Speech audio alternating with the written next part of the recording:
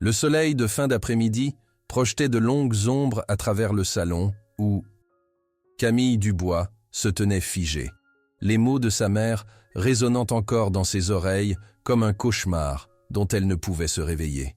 « Tu veux que je fasse quoi, maman ?» Marguerite Dubois ne broncha pas. Ses yeux, autrefois doux, s'étaient transformés en acier au cours des 6 derniers mois, durcis par les dettes croissantes et les appels téléphoniques menaçants. Elle croisa les bras, son blazer de créateur, maintenant vieux de 2 saisons, s'accrochant encore aux fantômes de jours meilleurs. « Mets ta plus belle robe. Rends-toi. Remarquable. Le millionnaire sera au gala de charité ce soir. J'ai besoin que tu l'attires, pour obtenir ce dont nous avons besoin. » Camille sentit l'air quitter ses poumons.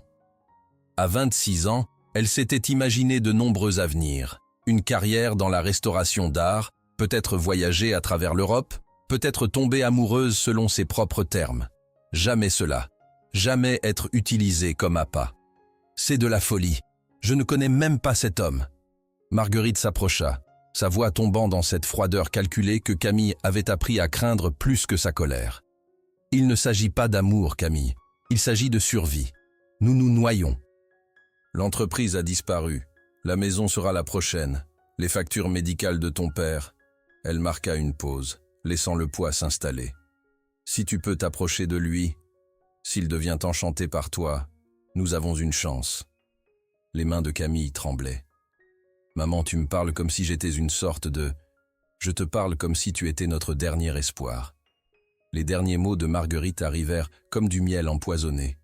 S'il te veut, si tu tombes enceinte de son enfant, tout change. Ces hommes, ils valorisent l'héritage, la famille. Il prendra soin de nous. Le sol semblait se pencher sous les pieds de Camille.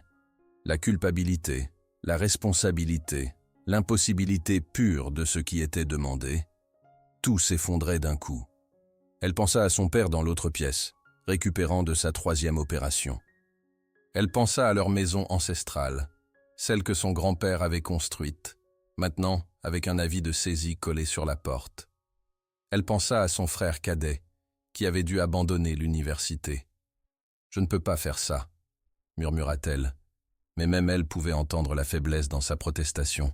« Tu peux, tu le feras. » La main de Marguerite toucha la joue de sa fille dans une parodie de tendresse maternelle. Le gala commence à 8 heures. Porte la robe émeraude. Elle fait ressortir tes yeux.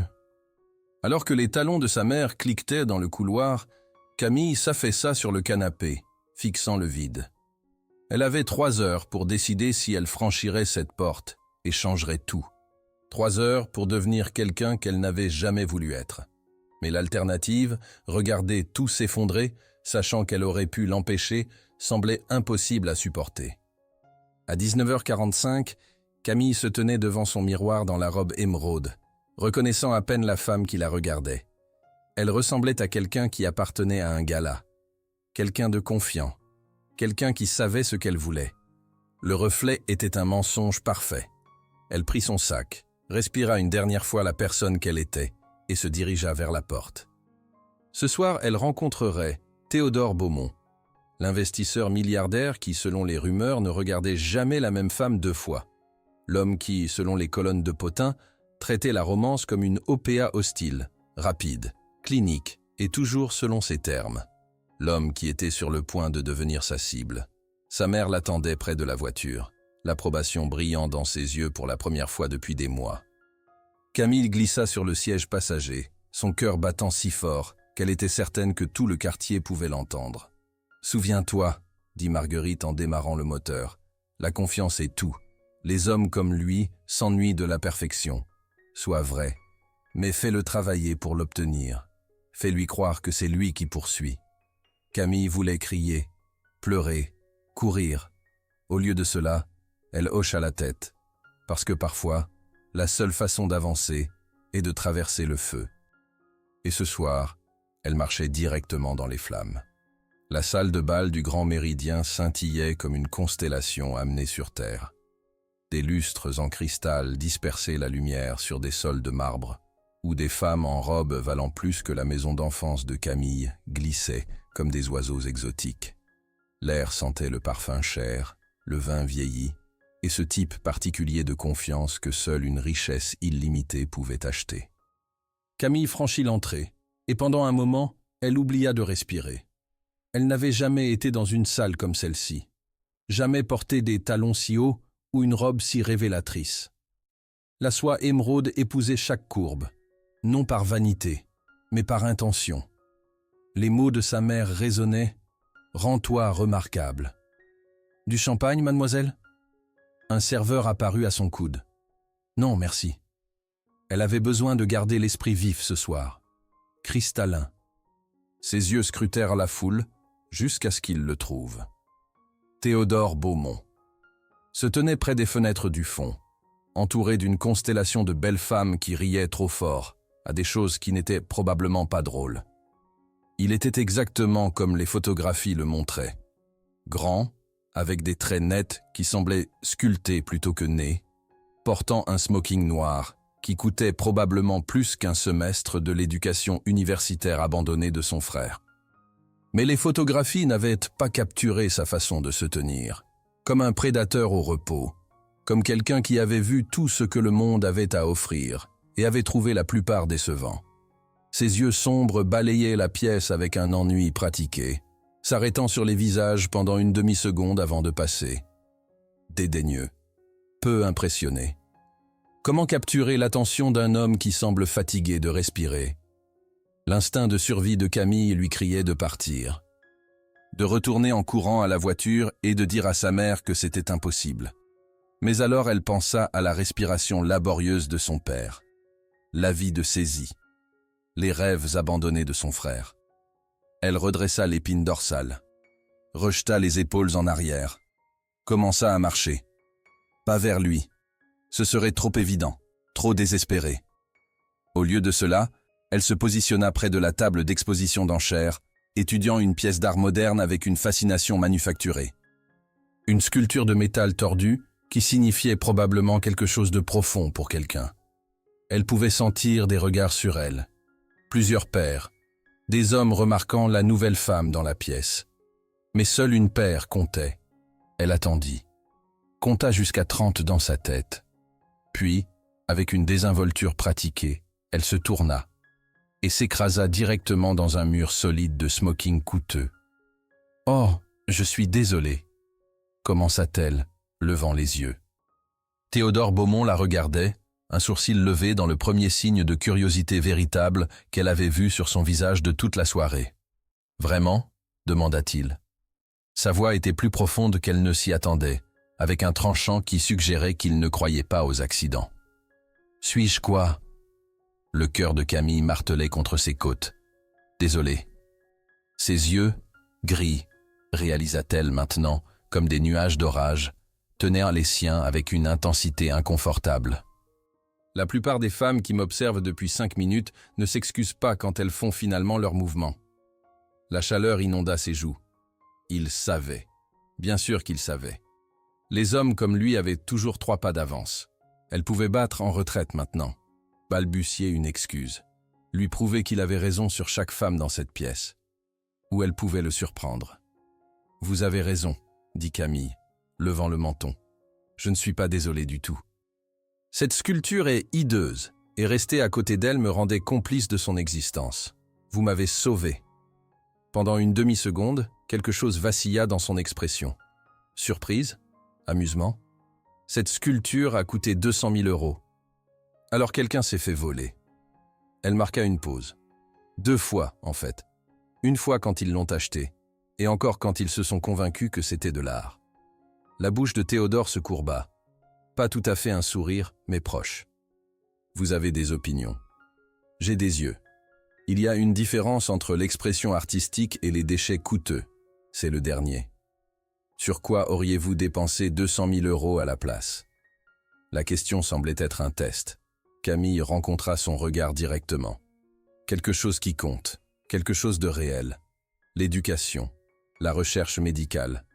Ou, si nous sommes honnêtes sur les belles choses inutiles, au moins faites-le vraiment beau. Comme cette robe que vous portez? Son souffle se coinça. La façon dont il la regardait maintenant, ce n'était pas ennuyé. C'était concentré, prédateur, intéressé. Ceci est une armure, dit-elle avant de pouvoir s'arrêter. Une armure? Théodore se rapprocha, assez près qu'elle puisse sentir son cologne, cèdre et quelque chose de plus sombre, plus dangereux. Contre quoi êtes-vous en guerre? Tout, pensa-t-elle. Ma mère, mes circonstances, moi-même. La même chose contre laquelle tout le monde ici se bat, dit-elle à la place. Essayez d'être vu dans une pièce pleine de gens qui prétendent qu'ils ne se soucient pas d'être vus. Il l'étudia pendant un long moment, et Camille se sentit mise à nu malgré la robe, comme s'il pouvait voir chaque secret, chaque désespoir, chaque raison pour laquelle elle avait franchi ses portes. Comment vous appelez-vous? Camille Dubois. Dubois. Il fronça légèrement les sourcils. Dubois Development Corporation? Son estomac chuta. Bien sûr qu'il savait. Les hommes comme Théodore Beaumont faisaient de leur affaire de savoir qui se noyait. C'était, corrigea-t-elle tranquillement, passé. Ah! Il hocha la tête, et elle vit quelque chose qui ressemblait presque à de la compassion traverser ses traits. Alors, nous avons quelque chose en commun. Quoi? Nous savons tous les deux ce que c'est que de perdre tout. Camille cligna des yeux, surprise. Vous, perdre tout? Il y a longtemps, avant que je devienne l'homme que vous voyez maintenant. Son sourire était sombre. Croyez-moi, je sais ce que c'est que d'être dos au mur. Quelque chose dans sa voix, une authenticité qu'elle n'avait pas attendue, fit quelque chose se dénouer dans sa poitrine. « Et que faites-vous quand vous êtes dos au mur » demanda-t-elle doucement. « Vous faites tout ce qu'il faut. » Ses yeux rencontrèrent les siens. « Même les choses que vous ne pensiez jamais pouvoir faire. » Le poids de ces mots s'installa entre eux. Camille réalisa qu'il ne parlait plus seulement de circonstances hypothétiques. « Dansez-vous » demanda-t-il soudainement. « Oui. »« Bien. » Parce que cette conversation devient trop sérieuse pour une soirée censée être amusante. Il offrit son bras. Et parce que la moitié de cette pièce nous regarde, et je n'aime pas donner des spectacles gratuits. Camille prit son bras, sentant la chaleur de sa peau à travers le tissu coûteux. Alors qu'il la menait sur la piste de danse, elle se surprit à penser qu'elle avait peut-être sous-estimé Théodore Beaumont. Et peut-être qu'elle s'était sous-estimée elle-même. La musique était lente, romantique. Exactement le type de mélodie qui était censé faire fondre les défenses des femmes. Théodore la tira dans ses bras, avec la grâce d'un homme qui avait fait cela 1000 fois auparavant. « Vous dansez bien, » observa-t-il. « Vous semblez surpris. » J'ai arrêté d'être surpris par les femmes il y a des années. Il la fit tourner effortlessly. Mais vous continuez à défier mes attentes. Comment ça? La plupart des femmes à qui je parle passent notre conversation entière à essayer de m'impressionner, à me dire ce qu'elles pensent que je veux entendre. Il la ramena contre lui. Vous m'avez dit que ma charité achetait des déchets coûteux. C'est le cas. Il rit, un son riche qui l'a surpris. Voyez, vous le refaites. Vous préférez les mensonges? Je préfère l'honnêteté. C'est remarquablement rare à mon niveau de richesse. Camille sentit un pincement de culpabilité. Si seulement il savait à quel point elle était malhonnête en ce moment. « Pourquoi êtes-vous venu ce soir » demanda-t-il. La question directe la déstabilisa. « Pour la charité ?» Essayez encore. Leurs yeux se rencontrèrent, et Camille vit qu'il savait déjà. Pas les détails, pas la conversation avec sa mère ou le plan désespéré, mais l'essence de base, que ce n'était pas la coïncidence. Ma famille a des problèmes financiers, admit-elle tranquillement. J'espérais rencontrer quelqu'un qui pourrait peut-être aider. En échange de quoi? La question était posée calmement, mais Camille pouvait entendre l'acier en dessous. Je ne sais pas, dit-elle honnêtement. Je n'avais pas pensé si loin. Non? Il pencha la tête. Alors que proposez-vous? Son cœur battait si fort qu'elle était sûre qu'il pouvait le sentir. Je ne propose rien. Je suis juste ici. Juste ici, répéta-t-il. Dans une robe qui coûte probablement plus que le loyer de la plupart des gens, portant des bijoux qui pourraient nourrir une famille pendant 1 mois, dansant avec un homme que vous ne connaissez pas dans l'espoir qu'il résoudra vos problèmes. Chaque mot était comme une gifle. Pas parce qu'il était cruel, mais parce qu'il était vrai. « Oui, » murmura-t-elle. « Au moins vous êtes honnête. » Sa voix s'adoucit légèrement. La plupart des femmes auraient inventé une histoire élaborée sur le hasard et la chimie instantanée. « Il n'y a pas de chimie instantanée ?» demanda-t-elle avant de pouvoir s'arrêter. Quelque chose de dangereux traversa son expression. « Oh, il y en a, c'est le problème. » Avant qu'elle puisse analyser ce que cela signifiait, la musique s'arrêta. Théodore la guida hors de la piste de danse, sa main toujours sur le creux de son dos. « J'ai une proposition, » dit-il tranquillement. « D'accord ? Dîner, demain soir, juste nous deux. Une vraie conversation où nous pouvons tous les deux arrêter de prétendre que ceci est n'importe quoi d'autre qu'une transaction potentielle. » Camille sentit sa bouche s'assécher. « Une transaction. Vous avez besoin d'argent. J'ai de l'argent. Vous êtes belle et intelligente, et incroyablement directe. Je suis fatigué de femmes qui ne voient que mon portefeuille. » Il s'arrêta, se tournant pour lui faire face. « Peut-être pouvons-nous nous aider mutuellement. En échange de quoi ?» Sa propre question l'étonna par sa audace. Le sourire de Théodore était lent, prédateur. « Nous en parlerons demain. » Il glissa une carte dans sa main. Épaisse, chère, avec juste son nom et un numéro de téléphone. « Appelez-moi demain matin, nous arrangerons les détails. » Puis il s'inclina légèrement, un geste d'un autre siècle qui correspondait en quelque sorte à l'élégance archaïque de toute la soirée, et s'éloigna. Camille le regarda partir, la carte chauffant dans sa main.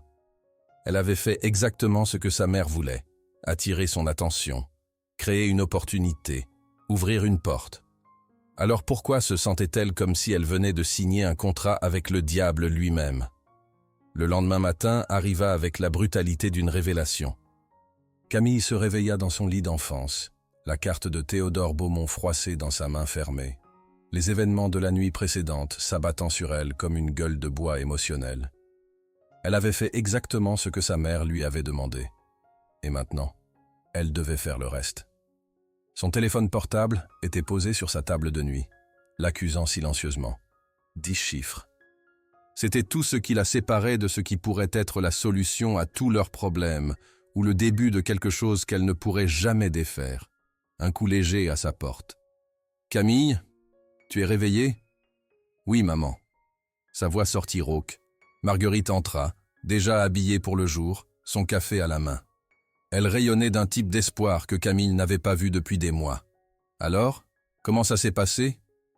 Camille s'assit, tirant les couvertures autour d'elle comme un bouclier.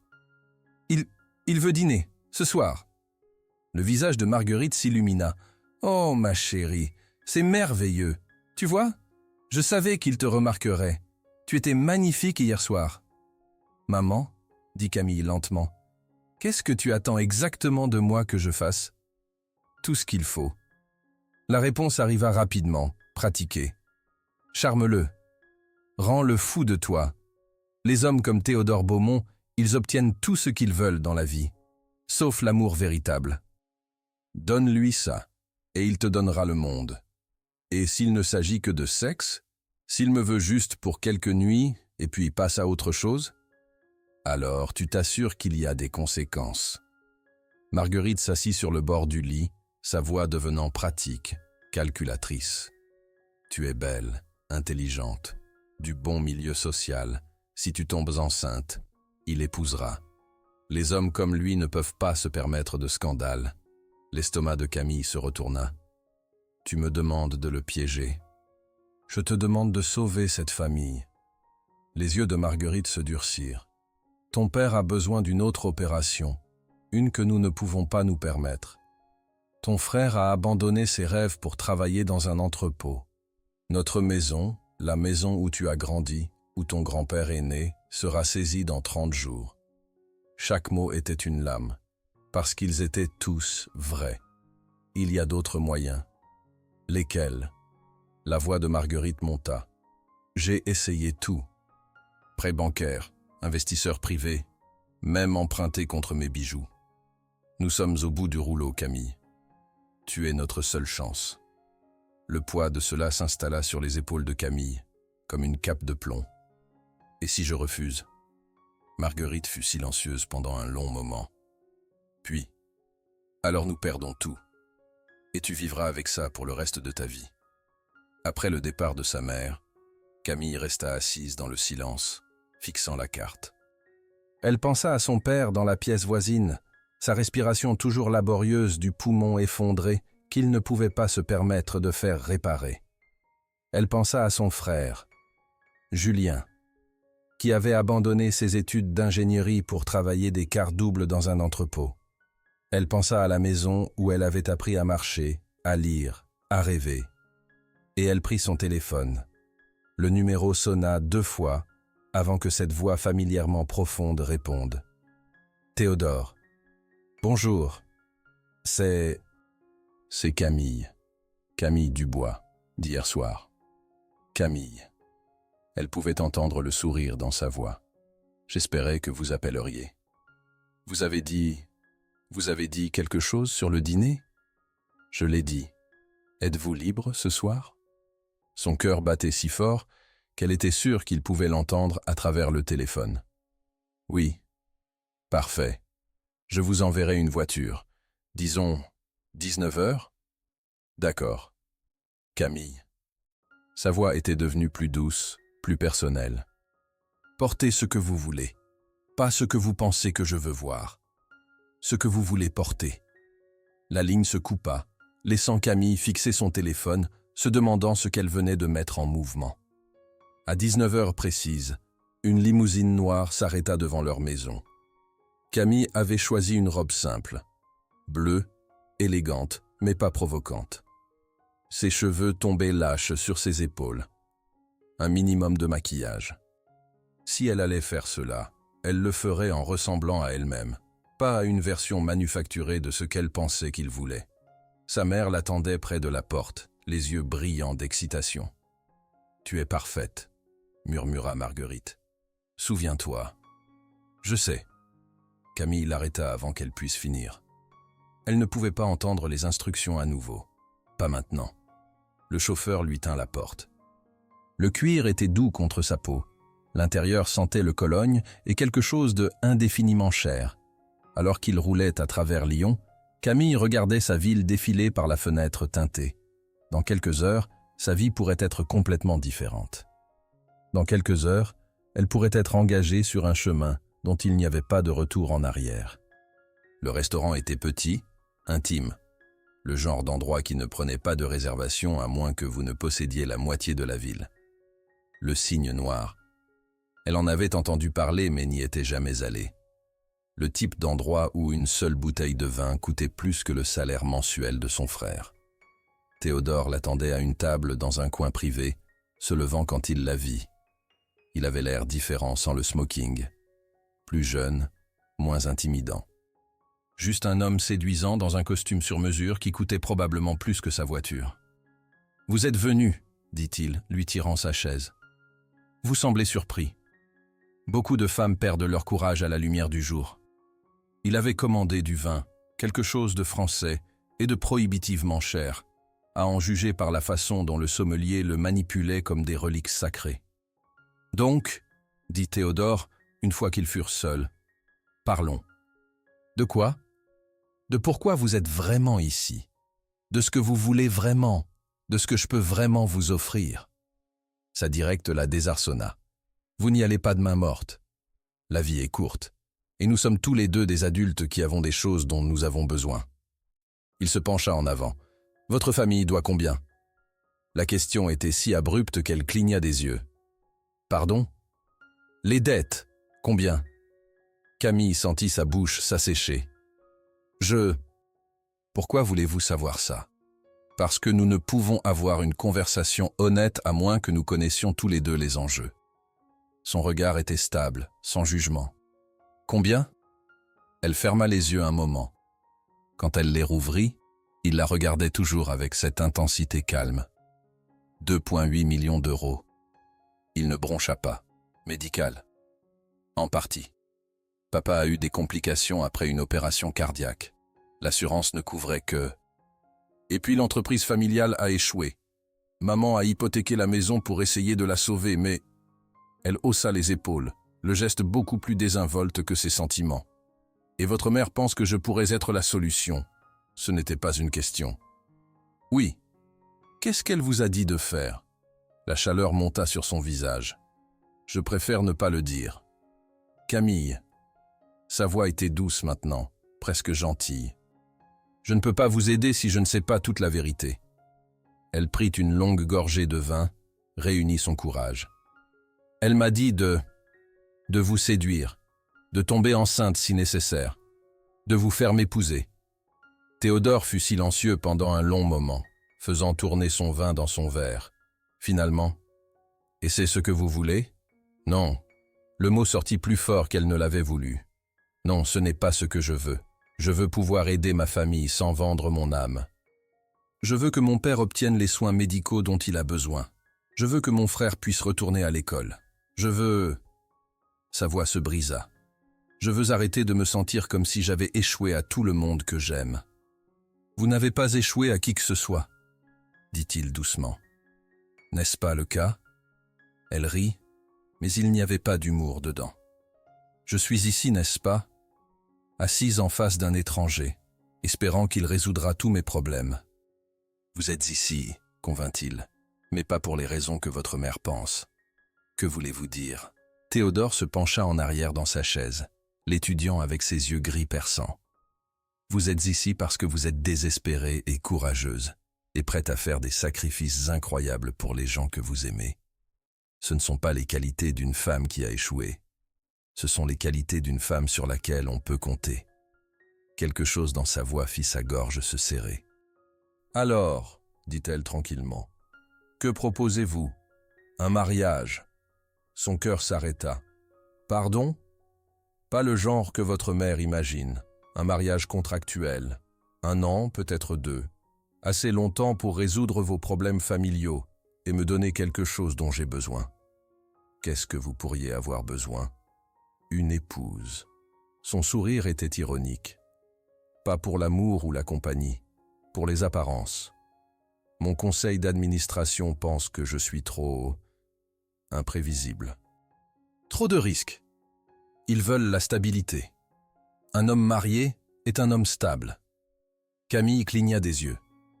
Vous me demanderiez d'épouser pour les relations publiques? Je vous demande de considérer une association commerciale mutuellement bénéfique. Il se pencha en avant. Voici ce que je propose.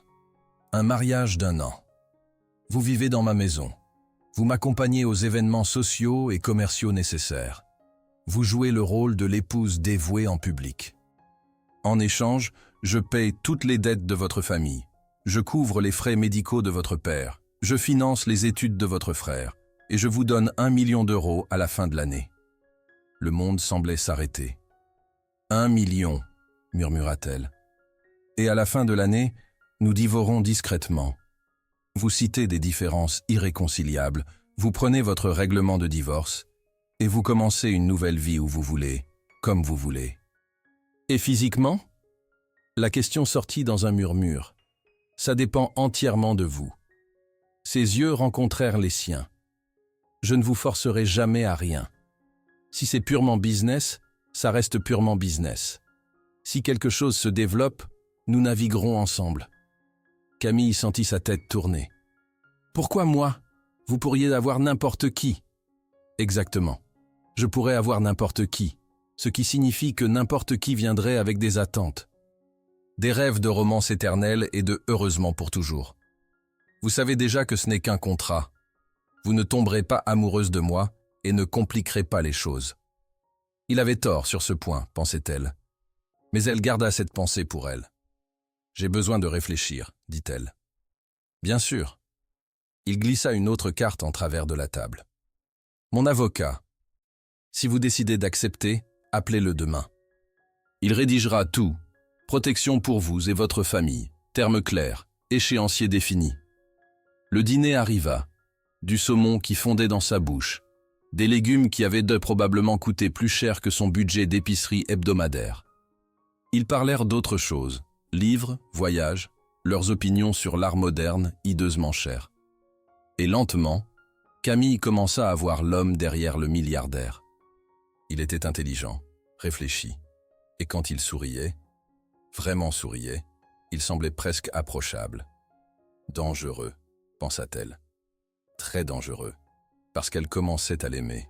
Et c'était exactement ce qu'elle ne pouvait pas se permettre de faire. À la fin de la soirée, il la raccompagna à la voiture. « Camille, dit-il alors qu'elle était sur le point de partir. Quoi que vous décidiez, assurez-vous que c'est votre choix, pas celui de votre mère. Pas à cause de la culpabilité ou de l'obligation, votre choix. » Elle hocha la tête, ne faisant pas confiance à sa voix. Le trajet de retour chez elle se passa dans un flou. Marguerite l'attendait, bien sûr, les yeux brillants d'espoir et de curiosité. Alors, comment ça s'est passé? Camille regardait sa mère, cette femme qui l'avait élevée, qui lui avait appris à être forte, qui était maintenant si désespérée qu'elle était prête à vendre sa propre fille. « Il a fait une proposition, dit-elle finalement, et puis elle monta dans sa chambre, ferma la porte et commença le processus difficile de décider qui elle voulait devenir. Camille ne dormit pas cette nuit-là. Elle resta allongée dans son lit d'enfance, fixant le plafond, pesant ses options. À l'extérieur, Léon s'installait dans son rythme nocturne, circulation distante, sirènes occasionnelles, le murmure urbain qui l'avait bercé pour s'endormir pendant 26 ans. En bas, elle pouvait entendre la toux de son père, une toux profonde, rauque qui avait empiré au cours des derniers mois. Dans la pièce voisine, son frère Julien étudiait probablement, essayant de maintenir ses notes tout en travaillant des quarts complets. Il avait des rêves. De grandes idées sur l'ingénierie durable, sur la construction d'un monde meilleur. Ses rêves mouraient un peu plus chaque jour qu'il passait dans cet entrepôt. À 6 heures du matin, Camille abandonna le prétexte de sommeil. Elle s'habilla tranquillement et sortit de la maison, marchant dans les rues de son quartier d'enfance pendant que la ville se réveillait. Combien valait une année de sa vie? Plus que 2,8 millions d'euros en dette? Plus que la chirurgie de son père, l'éducation de son frère, la maison de sa famille? Plus que de regarder tout s'effondrer quand elle avait le pouvoir de l'arrêter. Elle se retrouva devant l'église Saint-Jean, l'endroit où sa grand-mère l'emmenait quand elle était petite. Pas pour la religion, la grand-mère, Céleste, n'était pas particulièrement religieuse, mais pour la paix. Parfois, disait grand-mère Céleste, vous avez juste besoin d'un endroit tranquille pour entendre vos propres pensées. Camille poussa les lourdes portes et entra dans le silence. L'église était vide, sauf pour une vieille femme dans le premier rang, ses lèvres bougeant silencieusement en prière. Camille glissa dans un banc du fond et ferma les yeux. « Grand-mère, si tu peux m'entendre, j'ai besoin d'aide. » Mais la seule réponse fut le silence et l'écho de sa propre confusion. Elle resta là pendant 1 heure, cherchant dans son cœur pour quelque chose qui ressemblait à la clarté. Et lentement, très lentement, elle commença à la trouver. Ce n'était pas de l'amour. Ce n'était même pas de l'attraction. Pas vraiment. C'était quelque chose de plus pragmatique et peut-être plus honnête. Reconnaissance. Théodore Beaumont lui offrait un moyen de sauver sa famille sans renoncer complètement à sa dignité. Il était franc sur ses motifs, clair sur ses attentes. Il ne prétendait pas à l'amour ou faisait de fausses promesses de bonheur éternel. Il offrait un échange équitable entre adultes. Et peut-être, c'était mieux que les contes de fées. À 8 heures, elle était de retour à la maison. Marguerite était dans la cuisine, préparant le petit déjeuner avec le type d'énergie nerveuse qui suggérait qu'elle n'avait pas beaucoup dormi non plus. « Alors ?» demanda sa mère dès que Camille franchit la porte. « J'ai besoin de parler avec papa et Julien d'abord. »« Camille ?»« Non !» Sa voix était plus ferme qu'elle ne s'y attendait. « Si je fais cela, c'est ma décision. Et il mérite de savoir pourquoi. » Marguerite commença à protester, puis quelque chose dans l'expression de Camille l'arrêta. Elle hocha la tête. 1 heure plus tard, ils étaient tous rassemblés dans le salon. Robert Dubois, dans son fauteuil inclinable, toujours pâle de sa dernière hospitalisation. Julien perché sur la coudoir du canapé, les yeux fatigués de sa nuit de travail. Et Marguerite debout près de la fenêtre comme si elle était prête à s'enfuir. Camille leur raconta tout. La dette, le plan de Marguerite, la rencontre avec Théodore, sa proposition. Quand elle eut fini, Le silence fut assourdissant. Finalement, Robert parla.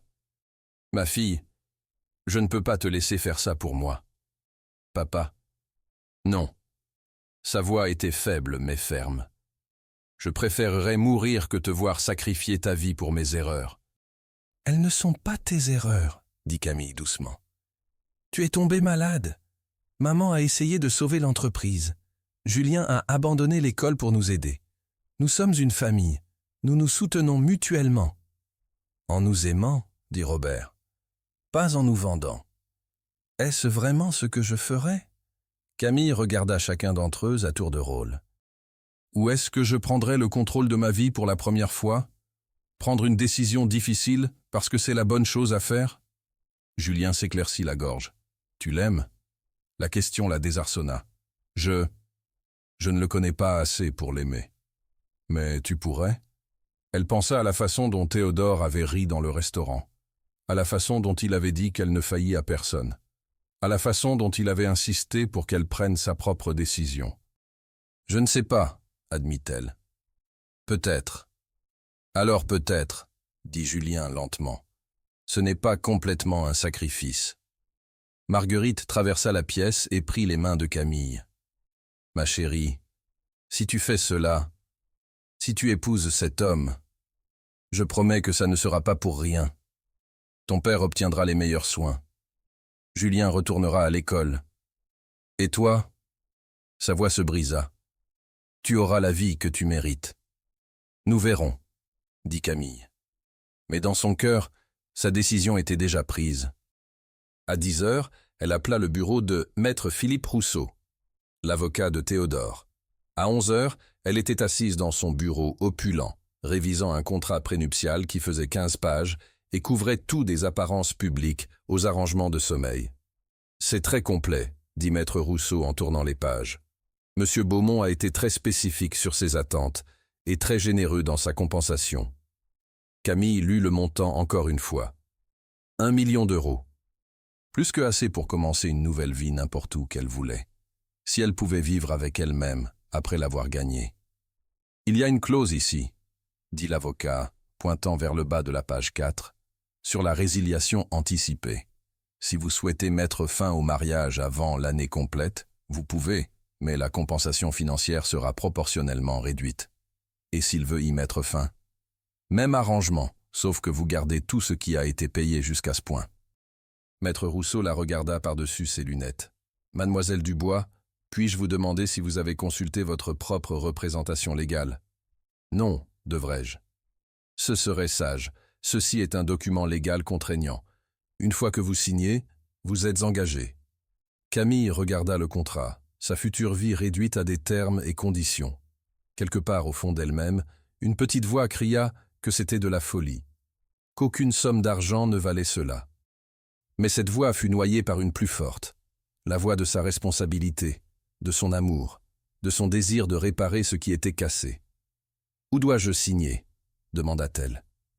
Le mariage eut lieu une semaine plus tard dans une petite cérémonie civile.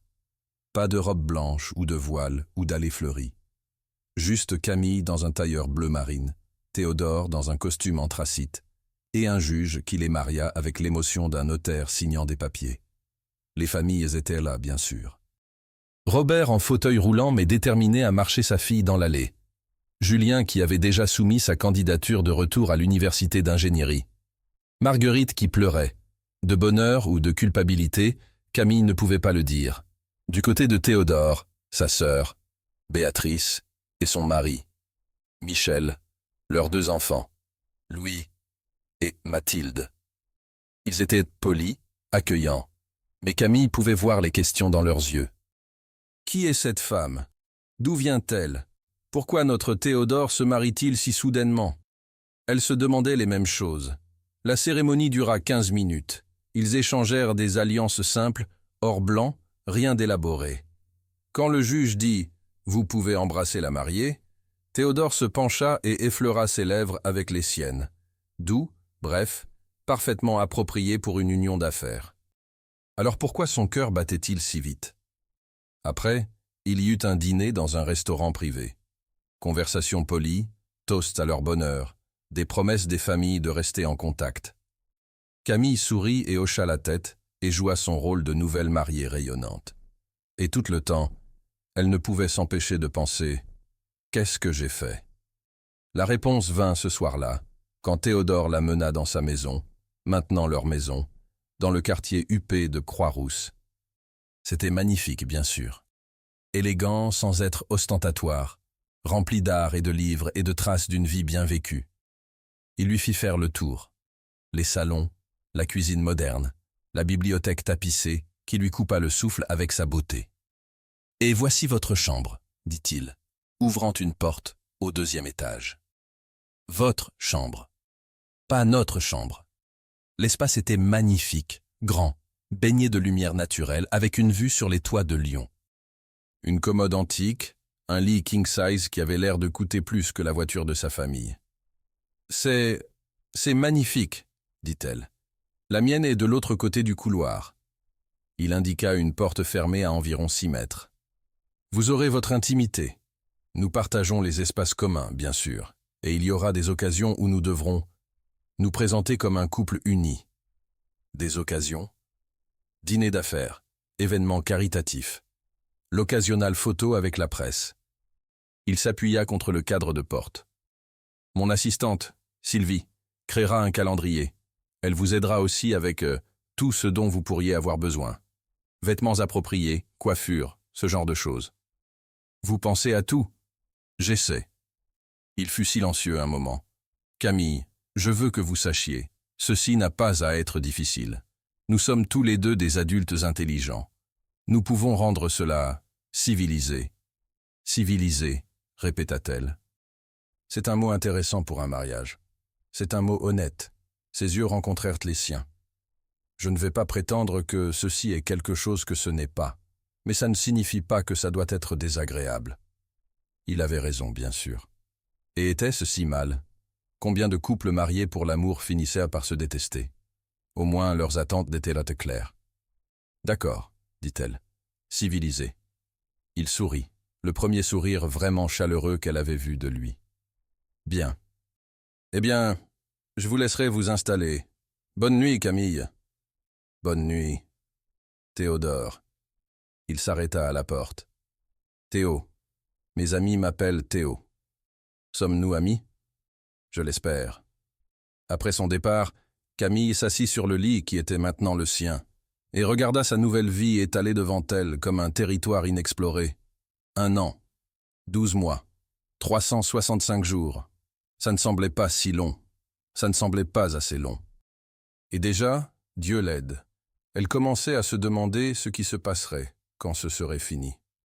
Les premières semaines de mariage passèrent dans une danse soigneusement chorégraphiée d'évitements polis. Théo partait tôt pour le bureau. Camille explorait la maison, lisait dans la bibliothèque, apprenait les rythmes de sa nouvelle vie. Ils se croisaient au dîner, conversations civilisées sur les événements mondiaux, les livres, le temps. Il demandait comment elle s'adaptait. Elle disait bien. Il offrait de l'aider avec quoi que ce soit dont elle avait besoin. Elle disait qu'elle allait bien. Tout était parfaitement poli, parfaitement distant, parfaitement insatisfaisant.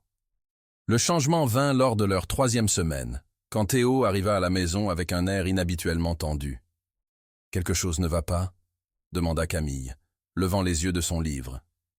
Il desserra sa cravate, se versant un verre de whisky au bar du salon. « Nous avons notre premier test demain soir. » « Quel genre de test ?»« Dîner d'affaires, investisseur important de Zurich. » Il s'installa dans le fauteuil en face d'elle. Ce sont des hommes très traditionnels, très conservateurs.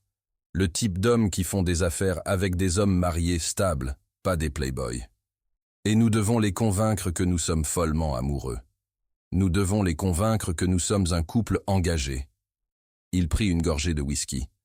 Ce qui signifie que nous devons avoir l'air à l'aise l'un avec l'autre. Naturel.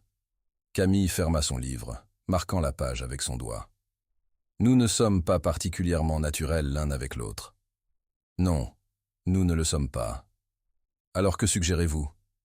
Théo fut silencieux pendant un long moment, faisant tourner son verre. Finalement, pratique. Pratique? Nous passons la journée de demain à apprendre à être un couple. Les petits détails. Comment je prends mon café, vos livres préférés. Comment vous aimez votre steak. Il la regarda. Comment j'agis quand je vous trouve attirante. Quelque chose dans sa voix fit quelque chose se resserrer dans l'estomac de Camille. Et comment agissez-vous? Nous le découvrirons. La journée suivante fut révélatrice. Ils prirent le petit déjeuner ensemble, vraiment ensemble, pas juste partageant l'espace. Théo lui parla de son enfance à Lyon, grandissant dans la maison de ses grands-parents après que ses parents soient morts dans un accident de voiture. Camille lui parla de la boutique de son père, de comment elle avait appris à réparer des petits moteurs, avant de savoir faire du vélo. « Vous étiez une petite mécanicienne ?» demanda-t-il, souriant. « J'étais bonne avec mes mains. » Elle rougit immédiatement à la façon dont cela sonna. Théo remarqua. Utile à savoir. L'après-midi, ils s'entraînèrent à être mariés. Se tenir la main en marchant dans le jardin. Lui posant sa main sur le creux de son dos alors qu'il regardait le menu pour le dîner. Elle ajustant sa cravate avec les gestes absents d'une épouse. C'était étrange à quel point ces touches simples se sentaient pas fausses, différentes, électriques. « Vous tremblez », observa-t-il quand elle lissa les revers de sa veste. « C'est juste, c'est étrange, toucher quelqu'un que je connais à peine. Nous ne sommes pas des étrangers. » Ses mains couvraient les siennes, les tenant contre sa poitrine. « Nous sommes mariés. Depuis 3 semaines. Ça compte. » Le dîner fut un test. Les investisseurs zurichois étaient exactement comme Théo les avait décrits. Plus âgés, conservateurs, le type d'homme qui mesurait la stabilité d'un homme par la stabilité de sa situation domestique. Herr Schmidt und Herr Weber. Étaient polis, mais évaluateurs, regardant chaque interaction entre Camille et Théo. « Comment vous êtes-vous rencontrés ?» demanda Herr Schmidt pendant le plat principal. « À un gala de charité », dit Camille, s'en tenant au plan qu'ils avaient répété. Théo critiquait l'art. « Elle défendait les artistes », ajouta Théo, souriant, très passionnément. « Et vous avez su tout de suite ?» demanda Herr Weber. Camille regarda Théo, se souvenant de leurs instructions de « regarder comme si nous nous adorons », ce qui était plus facile qu'elle ne s'y attendait. « Pas tout de suite », dit-elle doucement. « Mais oui, assez vite. » « Elle était différente, » dit Théo. Sa main trouva la sienne sur la table, leurs doigts s'entrelaçant naturellement. Elle me défiait. La plupart des gens ne font pas ça. « Et maintenant ?» demanda Herr Schmidt. « Les jeunes mariés. Très passionnant. »« Très, » convint Théo. Et quand il regarda Camille, quelque chose dans ses yeux fit battre son cœur plus vite. Plus tard, dans la voiture rentrant chez eux, Camille ne pouvait s'empêcher de rejouer la soirée. « Je pense que ça s'est bien passé, » dit-elle. « Très bien, ils vont investir. »« Comment le savez-vous » Herr Schmidt m'a dit qu'il aimait voir un homme qui était clairement fou de sa femme. Camille tourna pour le regarder dans la faible lueur des phares qui passaient. « Vous étiez très convaincant. Vous aussi. » Il y avait quelque chose dans sa voix, quelque chose qu'elle ne pouvait pas interpréter. Quand ils arrivèrent à la maison, ils se tinrent dans le foyer, l'air crackling, avec quelque chose qu'aucun d'eux ne voulait nommer. « Camille, » dit-il doucement. « Oui. Je veux que vous sachiez, ce soir, quand vous me regardiez, ça ne semblait pas être de l'acting. » Son souffle se coinça. Ça ne l'était pas. Ils se tenaient à 1 mètre l'un de l'autre, et Camille était certain qu'il pouvait entendre son cœur battre. « Ça complique les choses, » dit-il. « Ça n'est pas obligé. » « Non. » Il s'approcha d'1 pas. « Parce que je commence à penser que notre mariage d'affaires devient quelque chose d'autre. »« Qu'est-ce que vous voulez que ce soit ?» Au lieu de répondre, il ferma l'espace entre eux, ses mains encadrant son visage, ses pouces traçant ses joues. « Je veux que ce soit réel. » murmura-t-il. « Je veux que vous soyez réel. » Et puis il l'embrassa.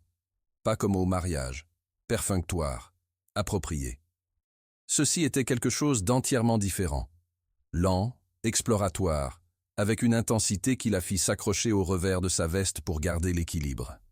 Quand ils se séparèrent, ils étaient tous les deux à bout de souffle. « Camille, ne dites pas que c'était une erreur, » chuchota-t-elle. « Je ne le ferai pas. » Son front toucha le sien. « Mais je veux que vous sachiez, ceci change tout. »« Je sais, nous ne pouvons pas reprendre cela. Je ne veux pas le reprendre. » Il l'étudia dans la faible lumière du foyer, comme s'il cherchait quelque chose dans son expression. « Qu'est-ce que vous voulez, Camille ?» La question qu'elle s'était posée tous les jours depuis 3 semaines. Qu'est-ce qu'elle voulait vraiment? « Vous, dit-elle simplement, je vous veux. » Cette nuit-là, pour la première fois depuis leur mariage, Camille ne dormit pas seule. Camille se réveilla dans les bras de Théo, la lumière du matin lyonnais filtrant à travers les rideaux de sa chambre. Sa chambre, pas leur chambre. Même maintenant, après ce qui s'était passé entre eux, ils maintenaient les limites de leur arrangement original. Mais en le regardant dormir, les traits nets adoucis par le sommeil, les cheveux ébouriffés d'une façon qui le faisait paraître plus jeune, Camille réalisa que les limites s'effaçaient rapidement. Il se réveilla comme s'il sentait son regard, ses yeux gris s'ouvrant pour rencontrer les siens.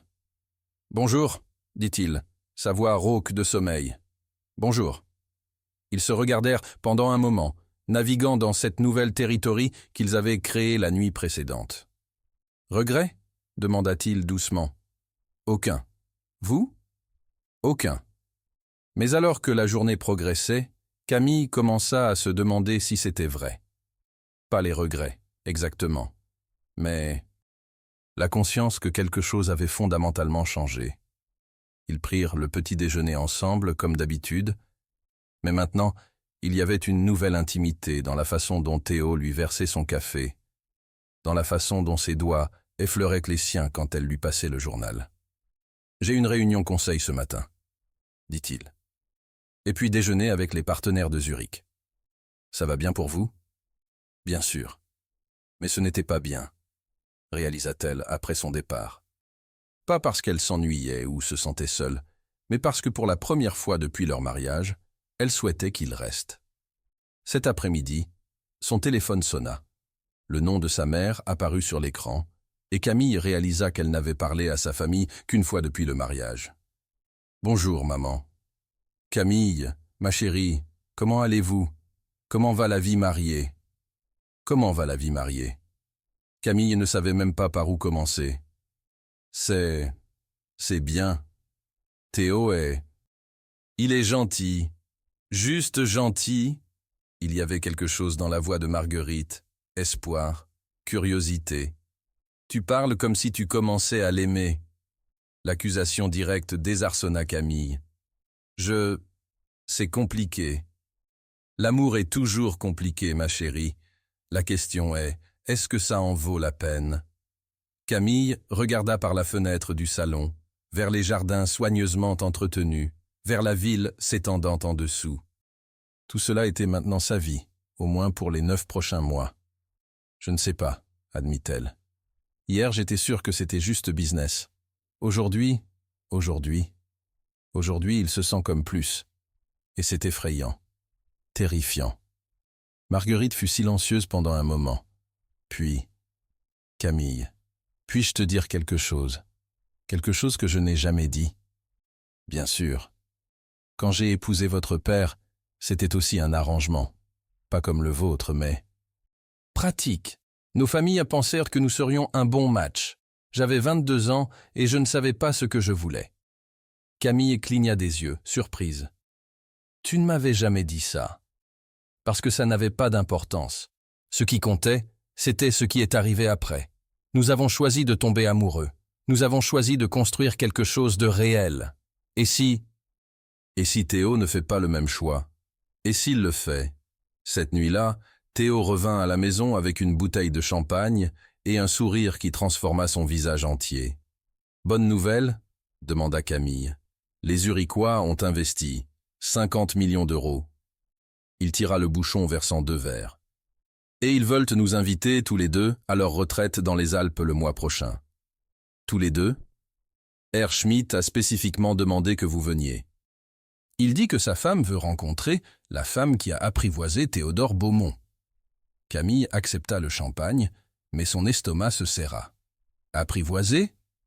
Leurs mots, pas les miens. Théo s'installa à côté d'elle sur le canapé. Camille, qu'est-ce qui ne va pas? C'est juste. Les gens continuent de nous regarder comme si nous étions un conte de fées. Comme si j'avais fait quelque chose de magique en vous faisant m'épouser. Vous avez fait quelque chose de magique. Non. Elle secoua la tête. J'ai fait quelque chose de nécessaire. Il y a une différence. Théo posa son verre, se tournant pour lui faire face. Camille, qu'est-ce que vous voulez que les gens pensent? Je veux qu'ils pensent. Je veux qu'ils voient deux personnes qui se sont trouvées. Pas une femme désespérée qui a piégé un millionnaire. C'est ce que vous pensez? Que vous m'avez piégé?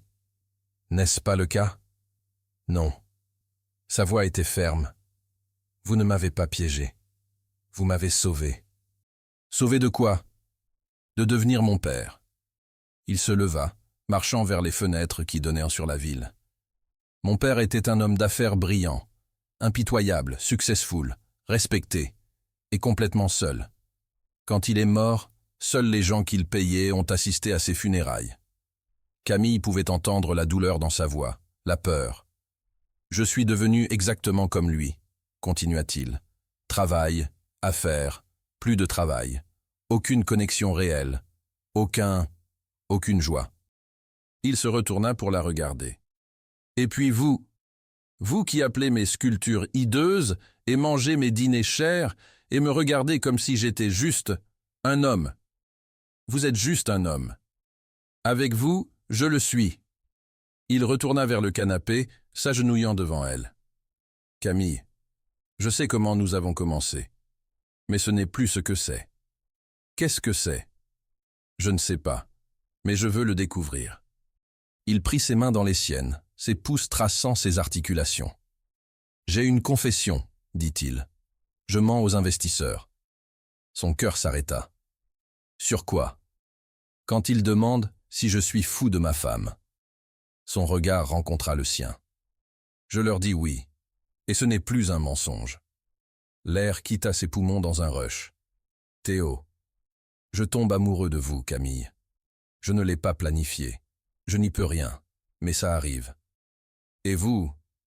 Vous êtes d'accord avec ça? Je suis terrifié. Il sourit, et c'était le sourire le plus vulnérable qu'elle ait jamais vu. Mais oui, je suis d'accord avec ça. Camille sentit des larmes piquer ses yeux. Et si ça ne marche pas? Et si nous gâchons tout? Et si ça marche? Et là, dans le salon de leur maison partagée, avec le champagne pétillant dans leurs verres abandonnés et les lumières de Lyon scintillant en dessous, Camille fit le choix le plus effrayant de sa vie. Elle choisit de tomber amoureuse en retour. « D'accord, » chuchota-t-elle. « Voyons ce qui se passe. » Cette nuit-là, ils ne gardèrent même pas la prétence de chambres séparées. Et pour la première fois depuis qu'elle avait accepté sa proposition, Camille commença à imaginer un avenir qui s'étendait au-delà de leurs 12 mois contractuels. Un avenir qui pourrait juste être réel. Le voyage dans les Alpes était comme entrer dans un autre monde. Les investisseurs zurichois possédaient un chalet qui était moins une maison qu'un petit château, perché sur une montagne surplombant le lac Léman. Tout était à l'échelle épique, plafond voûté, cheminée de pierre qui pouvait accueillir des arbres entiers, vues qui coupèrent le souffle et rendaient silencieux. « Mon Dieu !» murmura Camille alors qu'il montait l'allée circulaire. « Impressionnant, n'est-ce pas ?» dit Théo. Mais il ne regardait pas le chalet. Il la regardait. « Vous vous sentez bien ?» Nerveuse. Elle ajusta sa robe. Quelque chose que Sylvie avait choisi. Élégant et cher et parfaitement approprié pour un week-end avec les ultra-riches. Je ne suis pas habitué à tout ceci. Vous vous en sortirez parfaitement. Comment pouvez-vous en être si sûr? Parce que vous êtes vous. Il prit sa main, entrelaçant leurs doigts. Et vous êtes extraordinaire. Le week-end était un test qu'elle n'avait pas réalisé qu'elle passait. Était une femme élégante qui parlait 4 langues et possédait une collection d'art impressionniste qui rivalisait, était plus jeune, une ancienne danseuse de... « Donc, dit Frau Schmidt pendant le déjeuner le premier jour, Camille, Parlez-nous de vous. Que faisiez-vous avant d'épouser notre Théodore » Camille sentit tous les regards se tourner vers elle. Le choix était clair. Mentir ou dire la vérité. Elle choisit la vérité. « J'aidais à diriger l'entreprise familiale, » dit-elle. « Jusqu'à ce qu'elle ferme. »« Quel genre d'entreprise » demanda R. Weber.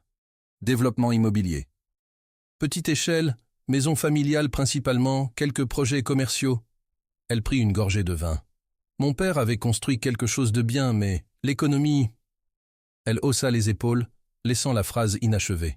« C'est difficile pour les petites entreprises maintenant, » convint Frau Weber. « Tant de familles perdent des entreprises qui existent depuis des générations. » « Oui. » Camille regarda Théo, qui l'encourageait du regard. « C'est pourquoi ce que fait Théodore est si important. Il ne détruit pas les entreprises, il les aide à évoluer. » « Une perspective intéressante, » dit R. Schmitt. « Et admirez-vous le travail de votre mari ?»« J'admire lui, » dit Camille, et elle réalisa qu'elle le pensait. Il a cette façon de voir les possibilités où d'autres voient des problèmes. Cette nuit-là, dans leur suite, Théo était inhabituellement silencieux alors qu'il se préparait pour le lit. « Quelque chose ne va pas ?» demanda Camille. « Aujourd'hui, quand vous parliez de l'entreprise de votre famille. » Il s'arrêta, cherchant les mots. « J'ai réalisé que je ne sais pas vraiment ce que c'était de grandir avec si peu. Nous n'avions pas si peu. Nous avions assez. Mais pas extra. Pas de filet de sécurité. Non. » Elle s'assit sur le bord du lit. Chaque mois était un nouveau défi. Chaque facture médicale, chaque réparation de voiture, chaque tout. Papa travaillait 16 heures par jour juste pour maintenir tout ensemble. Et maintenant ? Maintenant, il se repose. Pour la première fois de sa vie, il se repose. Elle le regarda. « Grâce à vous. Grâce à nous. Théo. » Elle hésita. « Parfois, je me sens coupable. » « De quoi ? » ?»« D'être si heureuse. De tout ceci. » Elle gesta vers la suite luxueuse, vers la vie qu'il construisait. Ça ne semble pas juste que quelque chose de si bon puisse venir de quelque chose de si calculé.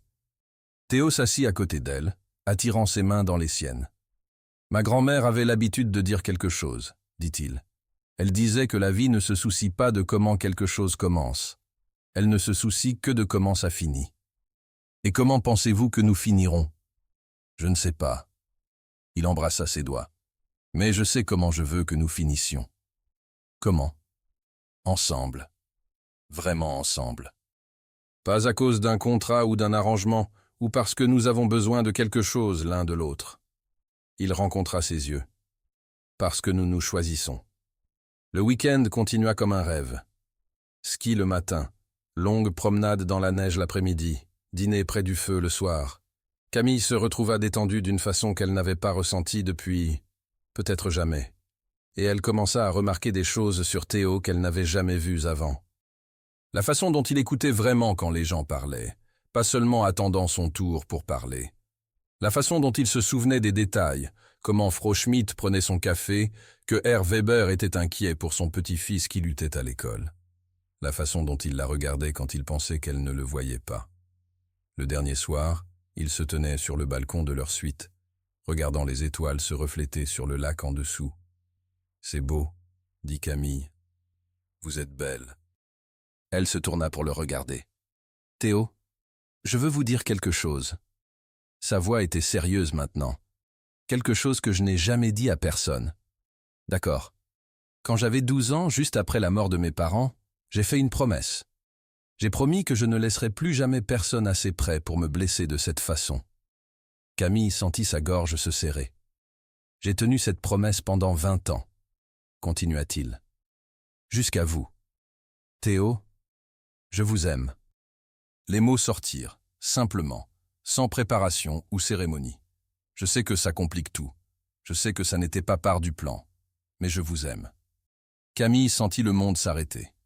Toutes les peurs, tous les doutes, toutes les questions sur leur motivation et leurs arrangés s'évaporèrent, laissant seulement ceci, la vérité simple et parfaite de ses sentiments. « Je vous aime aussi », chuchota-t-elle. Il l'attira dans ses bras et ils s'embrassèrent sous les étoiles alpines comme de vrais nouveaux mariés, pas des acteurs jouant des rôles. Quand ils se séparèrent, Théo posa son front contre le sien. « Qu'est-ce qu'on fait maintenant » demanda-t-il. « Nous rentrons à la maison, dit-elle, et nous découvrons comment être vraiment mariés. Pas de contrat, pas de contrat, pas de limite de temps, pas de limite de temps. » Il sourit, et c'était comme regarder le soleil se lever. « Ça va être notre plus gros risque, dit-il. J'aime les risques, dit-elle. Et là, dans les montagnes suisses, avec la moitié de l'Europe s'étendant en dessous d'eux, Camille et Théo prirent le dernier risque qu'ils prendraient jamais. Ils choisirent l'amour. 3 mois plus tard. Camille se réveilla avec une nausée. Au début, elle l'attribua au saumon de la veille. Peut-être qu'il était resté un peu trop longtemps. Mais alors que les jours passaient et la nausée persistait, une autre possibilité commença à se former dans son esprit. Une possibilité qui changerait tout. Elle était dans la salle de bain, fixant le test de grossesse qu'elle venait d'acheter, quand Théo frappa à la porte. « Camille, ça va? Vous êtes là-dedans depuis une éternité. J'ai juste besoin d'1 minute. D'accord, je serai en bas. » Camille ferma les yeux, respirant profondément. Ils étaient heureux. Vraiment, authentiquement heureux. Ils avaient déchiré le contrat prénuptial il y a 2 semaines, dans une cérémonie qui impliquait du champagne et beaucoup de rire. Mais un bébé? Si tôt? Est-ce qu'ils étaient prêts pour ça? Elle regarda sa montre. 3 minutes, c'était l'heure. Elle baissa les yeux vers le test. Positif. Son monde entier bascula sur son axe. Elle était enceinte. De Théo. L'homme qu'elle avait épousé pour de l'argent était maintenant l'homme qu'elle aimait plus que la vie elle-même, et ils allaient avoir un bébé. Les ironies étaient accablantes. Un coup léger à la porte. « Camille, vous me rendez nerveux. » Elle ouvrit la porte, le test toujours dans sa main tremblante. Théo prit un regard à son expression et devint immédiatement alerte. « Qu'est-ce qui ne va pas? Vous êtes malade ?» Au lieu de répondre, elle lui tendit le test. Il le prit, regarda vers le bas et devint complètement immobile. « C'est... » commença-t-il. « Positif. Je suis enceinte. » Il leva les yeux vers elle, et elle ne pouvait pas lire son expression. Choc, peur, joie, tout à la fois. « Comment vous sentez-vous à ce sujet ?» demanda-t-il doucement. « Je ne sais pas. » Elle s'assit sur le bord du lit, terrifiée, excitée, confuse, comme si l'univers avait un sens de l'humour très tordu. « Pourquoi ? Parce que ma mère voulait que je fasse exactement ceci. Tomber enceinte de vous, me piéger dans votre vie. » Théo s'assit à côté d'elle. « Camille, regardez-moi. » Elle le fit. « Vous ne m'avez pas piégé. Nous nous sommes trouvés. » Il prit ses mains. « Et ce bébé n'est pas un piège ou un accident. C'est nous, notre amour, notre famille. Vous n'êtes pas en colère. Pourquoi serais-je en colère? Parce que ça change tout. Nos plans, notre timeline, notre... Camille. » Sa voix était ferme maintenant. « Je vous aime. Et j'aime déjà ce bébé. Tout le reste, nous le découvrirons ensemble. » Les larmes qu'elle avait retenues depuis qu'elle avait vu le test tombèrent maintenant librement. « J'ai peur, » chuchota-t-elle. « Moi aussi. » Il la tira dans ses bras. « Mais nous serons effrayés ensemble. » Cette nuit-là, ils appelèrent les familles. La réaction de Marguerite fut complexe. « Oh, ma chérie, c'est merveilleux. » Puis, plus tranquillement, « Ça ne fait que 5 mois que vous êtes mariés. »« 6, corrigea Camille. « Et maman ?»« Oui, nous l'avons fait correctement. Théo et moi, nous nous aimons vraiment. » Le silence à l'autre bout de la ligne. Puis, « Je sais, ma chérie. Ça se voit dans la façon dont il vous regarde. » Robert pleure. Julien, maintenant de retour à l'université et plus heureux qu'il ne l'avait été en années, promit de prendre le premier train pour Lyon. La famille de Théo fut enchantée. Béatrice immédiatement commença à planifier une baby shower, et les enfants étaient thrilled à l'idée d'avoir un nouveau cousin. Mais ce fut plus tard, quand ils étaient seuls, que la vraie conversation eut lieu. « J'ai peur que les gens pensent que c'est pour ça que vous m'avez épousé, » dit Camille, pour tomber enceinte et vous piéger. Laissez-les penser. Théo dessina des cercles paresseux sur son épaule nue. Nous savons la vérité. Quelle est la vérité? La vérité est que j'ai épousé une femme pour de mauvaises raisons, et que j'ai fini par avoir tout ce que je n'osais jamais espérer. Qu'est-ce que c'est? Une famille. L'amour. Un avenir qui ne tourne pas autour du travail et des profits, et de prouver que je suis plus que l'orphelin que mon père détestait. Camille se tourna dans ses bras pour le regarder. Il ne vous détestait pas? Non. Le sourire de Théo était sombre. Il me disait que j'étais un accident. Que si ma mère ne m'avait pas eu, elle serait encore en vie. Le cœur de Camille se brisa un peu. Théo, c'est horrible. C'était la vérité. Elle est morte en me donnant naissance. Ce n'était pas votre faute. Non, mais j'ai passé ma vie entière à essayer de valoir son sacrifice. Il toucha son ventre, où leur bébé grandissait. Et maintenant? Maintenant je sais ce que ça fait de vouloir quelqu'un si fort que vous feriez n'importe quoi pour le protéger.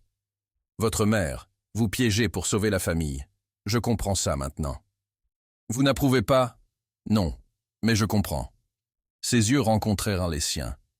Et je suis reconnaissant qu'elle l'ait fait, parce que sinon, nous ne nous serions jamais trouvés. 6 mois plus tard, Éléonore Marie Beaumont arriva 3 semaines en avance, petite et parfaite, et avec des poumons qui annonçaient son arrivée au monde entier. Camille était dans la douleur depuis 14 heures quand leur fille décida finalement de faire son apparition. Théo était à côté d'elle pendant tout, tenant sa main, murmurant des encouragements, essuyant la sueur de son front. « Elle est magnifique », murmura-t-il, des larmes coulant sur ses joues, alors qu'ils tenaient leur fille pour la première fois. « Elle vous ressemble », dit Camille, épuisée mais émerveillée. « Elle a votre sourire. » « Elle a 3 minutes. Elle ne sourit pas. Faites-moi confiance, c'est votre sourire. » Les premières semaines furent un flou de nuits blanches et de couches et d'émerveillement absolu. Camille n'avait jamais rien aimé de la façon dont elle aimait cette petite personne. Et regarder Théo avec Éléonore, ça la faisait tomber amoureuse de lui de façon entièrement nouvelle. Il était patient avec les nuits blanches, doux avec les pleurs, complètement dévoué de façon que Camille n'avait jamais vue. « Vous êtes un père naturel », dit-elle une nuit, le trouvant endormi dans la nurserie, Éléonore dormant sur sa poitrine. « Je ne veux pas être mon père », murmura-t-il sans ouvrir les yeux. « Je veux être le père que j'aurais voulu avoir. » Vous l'êtes. 6 mois après la naissance d'Éléonore, Camille était dans le jardin, regardant Théo apprendre à leur fille comment aider lui avec le jardinage, quand son téléphone sonna. « Bonjour maman. Camille, ma chérie, j'ai quelque chose à vous dire. » Quelque chose dans la voix de Marguerite fit Camille s'asseoir droite. « Qu'est-ce qui ne va pas? » »« Rien ne va pas. Quelque chose va... très, très bien. D'accord? Julien va se marier. » Camille cligna des yeux. « Julien va quoi? » « Il a rencontré une fille, à l'université. Sophie Laurent. Ingénieure aussi.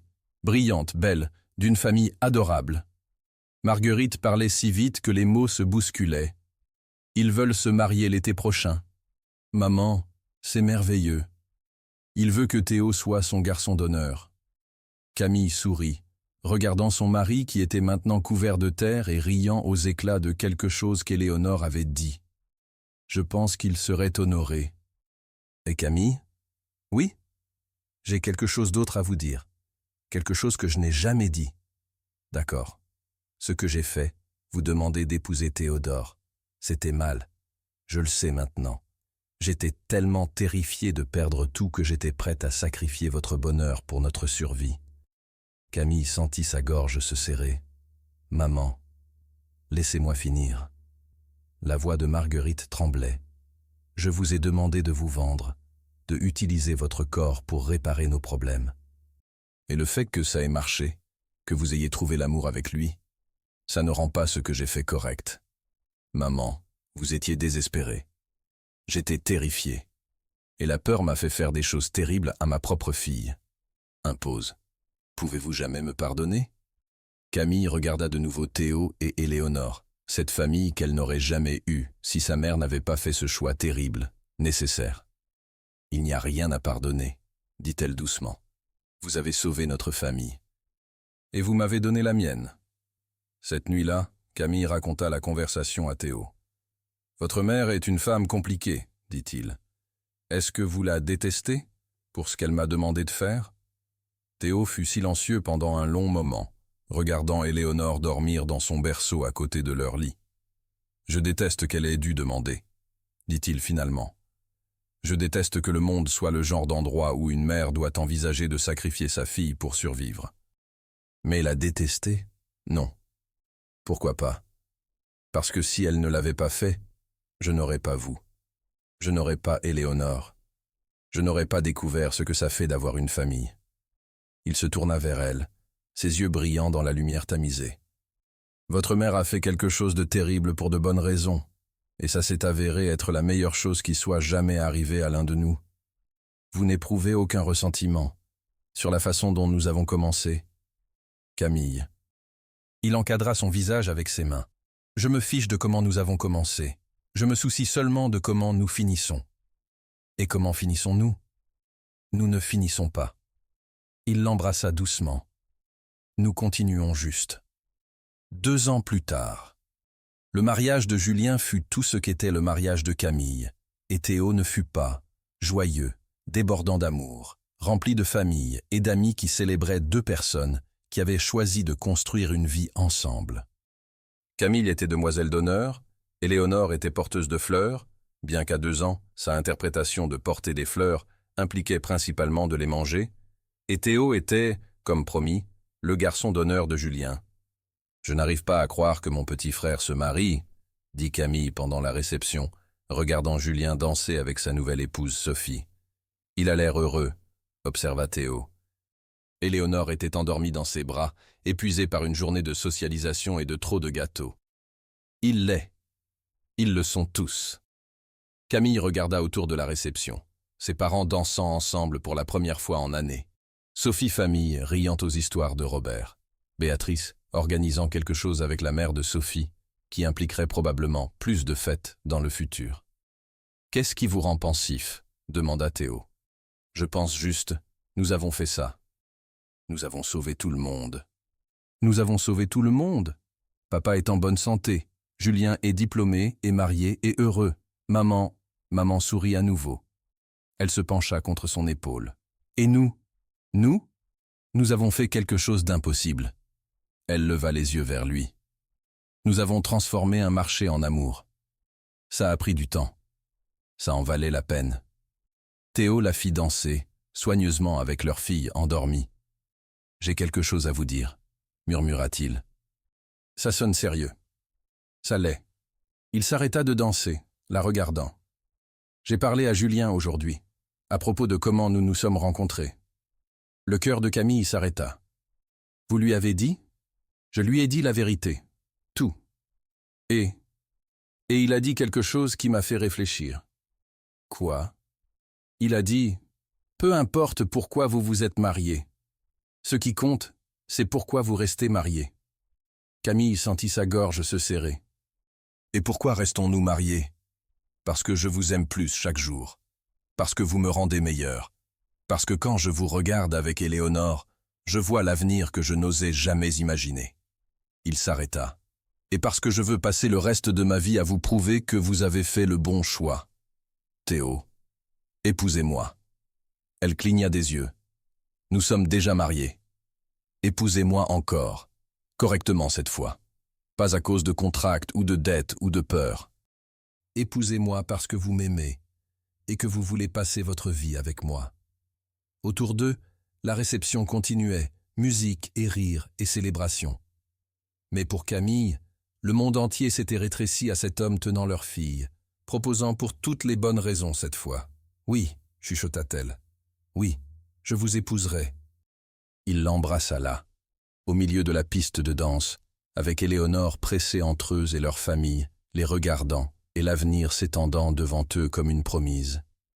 Et cette fois, quand ils échangèrent des vœux, 6 mois plus tard dans une petite cérémonie dans le jardin de leur maison, avec Éléonore en robe blanche miniature et les deux familles se mêlant comme si elles avaient toujours été une, ils signifiaient chaque mot.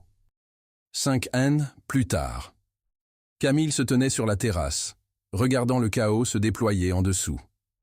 Benjamin, le fils aîné de Béatrice, et Louis, maintenant 8 ans, construisait un empire de sable élaboré.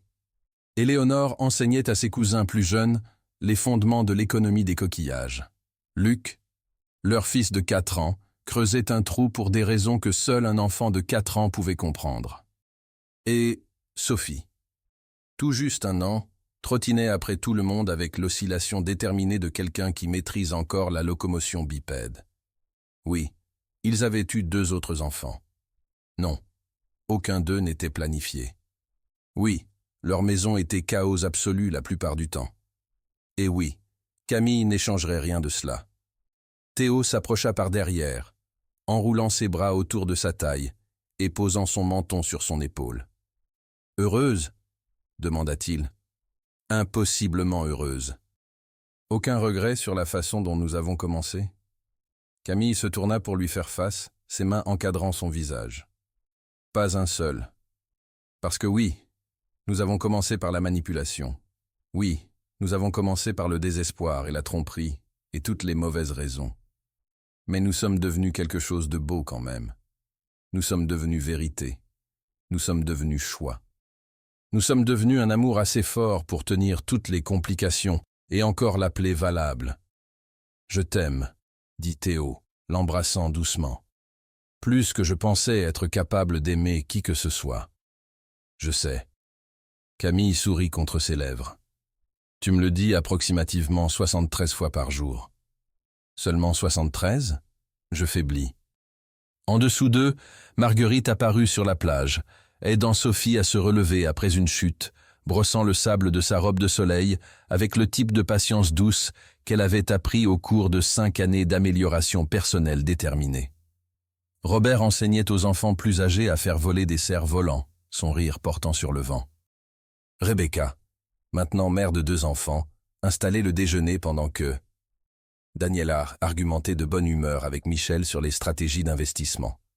Julien était arrivé avec sa propre famille, rejoignant immédiatement le chaos avec la facilité de quelqu'un qui était là depuis le début.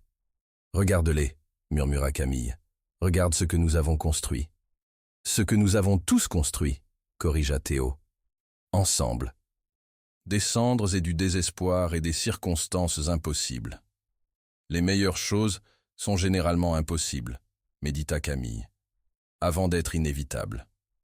Ils restèrent là pendant un long moment, regardant leur famille, compliquée, imparfaite, absolument parfaite. Et Camille pensa à la femme qu'elle avait été il y a 5 ans, se tenant dans une salle de bain, regardant sa mère, se faisant dire d'utiliser son corps pour sauver sa famille. Cette femme avait été terrifiée, honteuse, convaincue qu'elle n'avait aucune valeur au-delà de son utilité. Mais elle avait marché dans ce gala quand même. Elle avait porté la robe émeraude. Elle avait approché le milliardaire intouchable. Et quelque part entre l'obligation et le choix, entre la manipulation et la vérité, entre le désespoir et l'amour, elle s'était trouvée. Pas la version que sa mère voulait, pas la version que les circonstances exigeaient, mais la version qu'elle était toujours destinée à être, assez forte pour porter du poids, assez courageuse pour dire la vérité, assez sage pour choisir la grâce, et assez aimée pour enfin croire qu'elle le méritait. « À quoi penses-tu » demanda Théo, connaissant ses silences aussi bien que ses mots. « Que je referai tout, chaque erreur, chaque moment de honte, chaque terrible choix, je referai tout si cela signifiait finir ici, avec toi, avec eux, avec ceux-ci. » Théo embrassa sa tempe. « C'est le truc avec les histoires d'amour qui commencent mal, » murmura-t-il. « Elles ne peuvent pas mal finir, parce que chaque étape, chaque erreur, chaque moment de doute, tout fait partie du chemin. Et le chemin menait ici. Au bonheur, à la maison. » Le cri ravi de Sophie traversa le moment. Elle avait découvert les vagues de l'océan et était déterminée à les attraper. « Je devrais... » commença Camille. « Laisse Marguerite, » dit doucement Théo. « Elle la tient. Regarde. » Marguerite avait déjà soulevé sa petite fille, la faisant tourner en cercle, toutes les deux riant avec le type de joie pure qui venait des secondes chances. Ma mère joue avec sa petite fille, observa Camille avec émerveillement. Du vrai jeu, pas du réseautage stratégique ou de la gestion d'image, juste de la joie. Les gens peuvent changer, dit Théo, s'ils le veulent assez, s'ils reçoivent assez de grâce, s'ils sont assez bien aimés. C'est ce que nous avons fait, l'aimer assez bien. C'est ce que nous avons fait l'un pour l'autre. Le reste a juste suivi. Alors que le soleil commençait sa descente vers l'horizon, peignant le ciel de couleurs impossibles, la famille se rassembla pour dîner sur la plage.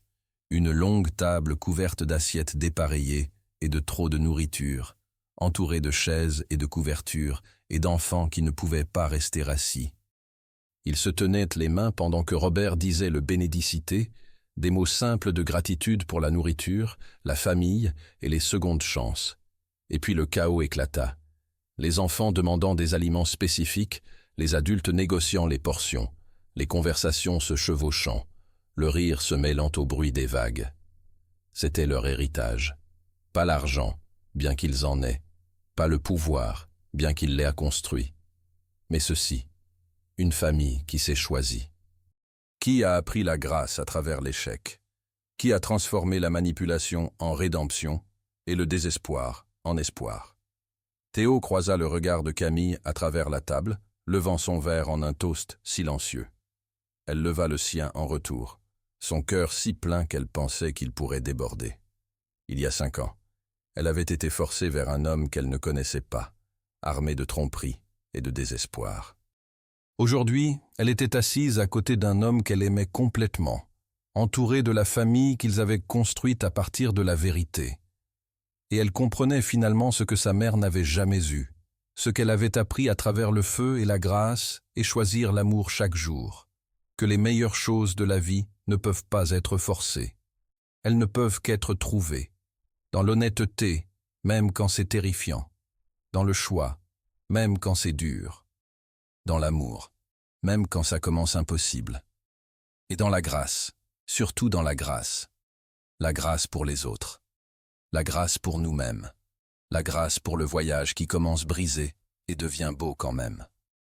Alors que les étoiles émergeaient au-dessus et que les enfants commençaient à bâiller, alors que les adultes nettoyaient les restes du dîner et faisaient des plans pour demain, alors que l'océan chantait sa chanson éternelle, Camille se pencha contre l'épaule de Théo et murmura les mots qu'elle avait dits 1000 fois, mais ne se lasserait jamais de dire « Je t'aime plus », murmura-t-il en retour, la même réponse, la même danse, la même vérité. Impossible. Tu veux parier? Elle rit, le son portant à travers la plage comme une promesse. Et quelque part dans l'univers, le destin sourit une fois de plus, parce que c'était la fin et le commencement. Et tout ce qui est beau entre les deux, Finn,